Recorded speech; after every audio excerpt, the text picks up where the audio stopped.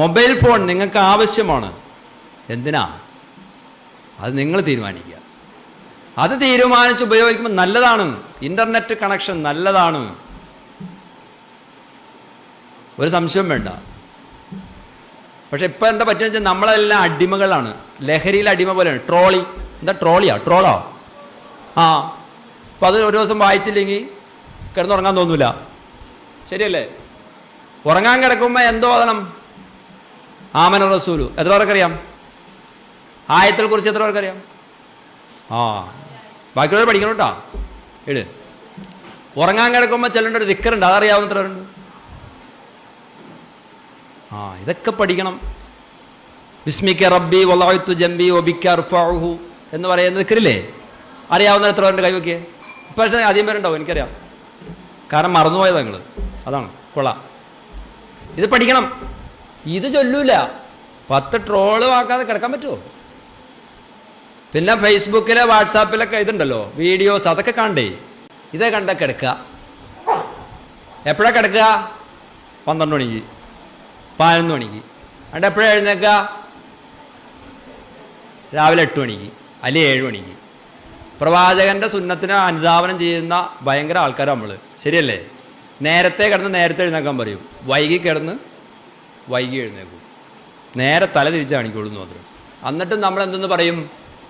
നമ്മൾ പ്രവാചകൻ്റെ അനുയായികളാണെന്ന് പറയും, നമ്മൾ ഇസ്ലാമാന്ന് പറയും, നമ്മൾ മൂമിനാന്ന് പറയും. ഒമിനന്നാസി മഞ്ഞക്കൂലു ആമന്നാ ബില്ലാഹി വബിൽ യൗമിൽ ആഖിരി. ബാക്കി എന്നാ പറയും? ഒച്ച പറയും, ഒമാഹും ബി മൂമിനീൻ.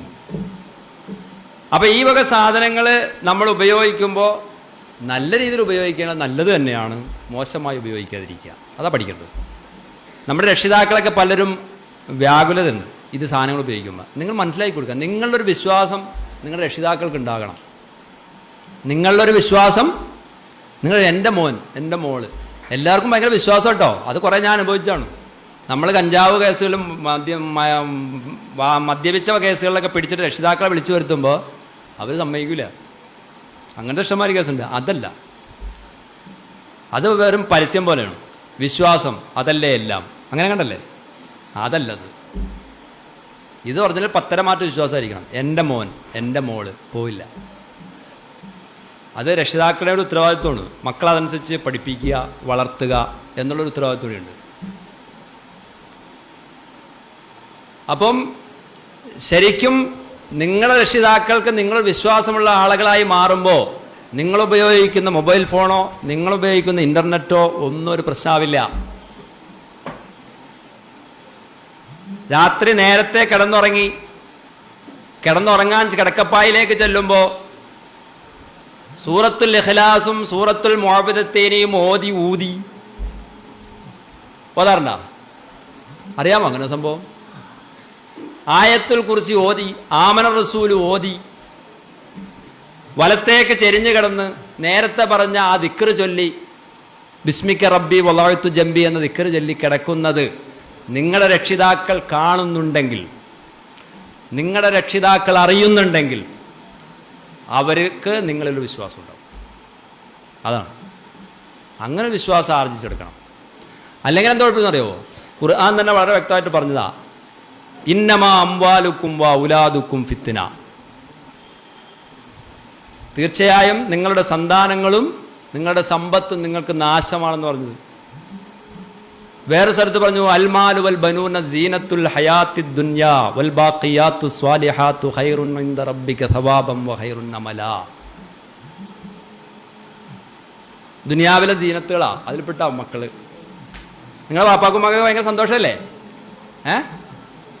അല്ലേ? നിങ്ങളെ കാണുമ്പോൾ ഇല്ലേ? നിങ്ങളുടെ മുഖം കണ്ടിട്ട് അങ്ങനെ തോന്നണല്ലോ. ഇന്ന് ഒഴിവാക്കി വിട്ടാണ് ഇങ്ങോട്ട്, അല്ലല്ലേ? അപ്പോൾ ഇങ്ങനെയുള്ള സാധനങ്ങൾ ഉപയോഗിക്കുമ്പോൾ നിങ്ങളുടെ രക്ഷിതാക്കളുടെ ഒരു വിശ്വാസങ്ങൾ ഉണ്ടാക്കി കൊടുക്കുക, അതാണ് പ്രധാനം. രക്ഷിതാക്കളുടെ ക്ലാസ്സിൽ വേറെ പറയാം, നിങ്ങൾ മനസ്സിലാക്കി കൊടുക്കേണ്ട കാര്യമാണ്. നിങ്ങളെക്കുറിച്ചൊരു വിശ്വാസം ഉണ്ടാവണം. എൻ്റെ മോനെ ഡൽഹിയിൽ പഠിപ്പിക്കാൻ വിട്ട ആളെ ഇന്നും മറ്റേ മക്കളെയൊക്കെ വിടുമ്പോൾ നമ്മൾ പേടിക്കണമെന്നാണ് ദൂര സ്ഥലങ്ങളിലേക്ക്. എനിക്കൊരു പേടിയുണ്ടായില്ല. കാരണം എൻ്റെ മോൻ്റെ ഉള്ളിൽ ഖുർആനുണ്ട്. എൻ്റെ മോനൊരു ഹാഫിളാണ്. അപ്പോൾ എനിക്ക് നല്ല ധൈര്യമാണ്, അവൻ്റെ ഉള്ളൊരു ഖുർആനുണ്ട്. കാരണം ഖൈറുക്കും മൻ തഅല്ലമൽ ഖുർആന വഅല്ലമഹു, പ്രവാചകൻ സല്ലല്ലാഹു അലൈഹി വസല്ലം പഠിപ്പിച്ചു. നിങ്ങളിൽ ഉത്തമൻ ആരാണ്? നിങ്ങൾ ഉത്തമൻ ആരാ? MBBS പാസ്സായ ആളാ? എൻജിനീയറിംഗ് കഴിഞ്ഞ ആളാ? പിന്നെ ആരാ? പോലീസ് ഉദ്യോഗസ്ഥന്മാരാ? നോ. ഖൈറുക്കും മൻ തഅല്ലമൽ ഖുർആന വഅല്ലമഹു, ഖുർആൻ പഠിക്കുകയും പഠിപ്പിക്കുകയും ചെയ്യുന്നവരാണ് നിങ്ങളിൽ ഉത്തമന്മാർ, പ്രവാചകൻ സല്ലല്ലാഹു അലൈഹി വസല്ലം പറഞ്ഞു. നിങ്ങൾ എല്ലാ ദിവസവും രാവിലെ ഖുർആനൊക്കെ ഓതണം. അതിലെന്താണ് പറയുന്നതെന്ന് തഫ്സീർ നോക്കണം. ഖുർആൻ്റെ പരിഭാഷയുണ്ട്, അത് വായിക്കണം, ഖുർആൻ പഠിക്കണം. കാരണം ആയിഷ ബിബി റളിയല്ലാഹു അൻഹയോട് പ്രവാചകന്റെ സ്വഭാവം എന്താണെന്ന് ചോദിച്ചു. അപ്പോൾ ആയിഷ ബിബി റളിയല്ലാഹു അൻഹ എന്താ പറഞ്ഞേ? പ്രവാചകന്റെ സ്വഭാവം ഖുർആനാണെന്ന്. പ്രവാചകന്റെ സ്വഭാവം ഖുർആനാണെന്നാണ് പറഞ്ഞത്. അപ്പോൾ ആ ഖുർആൻ നമ്മൾ പഠിക്കണം, അതിൻ്റെ അർത്ഥം മനസ്സിലാക്കണം. ആ രീതിയിൽ ഖുർആൻ പഠിച്ച് നല്ല ആളുകളാവുമ്പോൾ നമ്മൾ നല്ല